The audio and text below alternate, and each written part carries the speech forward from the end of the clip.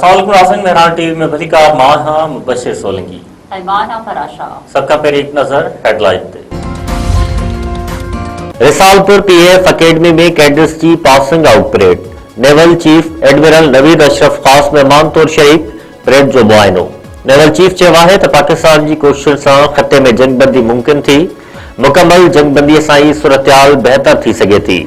तकरीब के खिताब कंदे एडमिरल नवीद अशरफ वधीक चयो त पाकिस्तान के बि अगबराई जो मुंहतोड़ जवाब ॾियण लाइ हर वक्त तैयार आहे। हक जे मौक़े में पाकिस्तान जी सामूंडी फौज भारतीय नेवी के अगबराई करण न ॾिनी। पाकिस्तान जी हवाई फौज जदीद टेक्नोलॉजी सां लेस आहे। गुज़िरियल साल मई पाकिस्तान फोर्सिस सलाहियतुनि जो भरपूर मुज़ाहिरो कयो। पाकिस्तान ईरान अमेरिका के ॻाल्हियुनि जे ॿिए मरहले जी आछ करे छॾी। दुनिया के जंगबंदी जो मुद्दो खत्म थियण खां अॻु ॿीहर इस्लामाबाद में ॻाल्हियुनि जी तजवीज़। अमरीकी ख़ाबरू इदारे पाकिस्तान के ॿिनि आला अमलदारनि जे हवाले सां रिपोर्ट में चयो आहे त अमरीका ईरान विच में ॻाल्हियुनि जो ॿियो मरहलो ख़मीस जे ॾींहुं थी सघे थो। अमरीकी टीवी मूजिब अमरीका ईरान विच में ॻाल्हियूं अञा बि जारी आहिनि। अमरीका जो नायब सदर जेडी वेंस चयो आहे त ईरान सां ॻाल्हियुनि में काफ़ी अगबराई थी आहे। बाल हाणी तेहरान जी कोर्ट में आहे। वो पहिरियों भेरो आहे जो ईरानी ऐं अमरीकी क़यादत एतिरी आला सतही ते मुलाक़ात कई। हिकु इंटरव्यू में जेडी वेंस वधीक चयो आहे त ईरान सां ॻाल्हियुनि जे ॿिए मरहले जे हवाले सां ॻाल्हि ॿोल हलंदड़ आहे। उहो ईरान जे मथां आहे त उहो अॻिते वधण लाइ कहिड़ा क़दम खणे थो। असां ईरान खे पंहिंजी रेड लाइन ॿुधाए छॾी आहे। ईरान कॾहिं बि एटमी हथियार हासिल नथो करे सघे। ईरान के सदर मसूद पेज़ेश्कियान चयो आहे त यूरोपीय यूनियन अमेरिका सां तकरार जे ख़ात्मे लाइ किरदार अदा करे। ईरान बैनुल अक़वामी कानून के दायरे में रही ॻाल्हियूं जारी रखण जो ख़्वाहिशमंद आहे।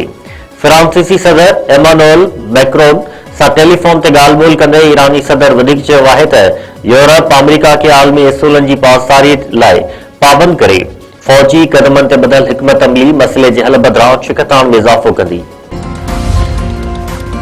पाकिस्तान स्टॉक मार्केट में तेजी जो रुझान। ट्रेंडिंग दौरान 100 इंडेक्स में 4000 का वधिक पॉइंटुनि जो इज़ाफ़ो। 100 इंडेक्स 1,64,683 पॉइंटुनि की सतह ते पहुची वियो। आलमी मार्केट में कच्चे तेल की कीमतुनि में भी घटिताई। अमरीकी कच्चो तेल $96 ऐं Brent crude oil $97 fee barrel थी वियो। संघ हुकूमत पारां हलंदड़ हफ़्ते सखर खां शिकारपुर ताईं पीपल्स बस सर्विस शुरू करण जो फ़ैसिलो। सूबाई वज़ीर शर्जील इनाम मेमूर की सदारत हेठि आला सतही इजलास।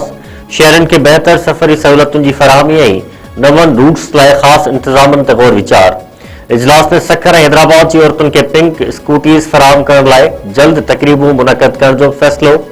सूबाई वज़ीर शर्जील इनाम मेमूर चयो आहे त औरतुनि खे बाख्तियार बनाइण ऐं उन्हनि खे महफ़ूज़ सफ़री सहूलियतूं फराहम करण सिंध हुकूमत की अवलियन तरजीह आहे। हैदराबाद लाइ ख़ुसूसी रिथाबंदी कई पई वञे। हैदर चौक खां कोसार ऐं हैदराबाद खां टंडो अलायर रूट्स ते पीपल्स बस सर्विस जल्द शुरू कई वेंदी।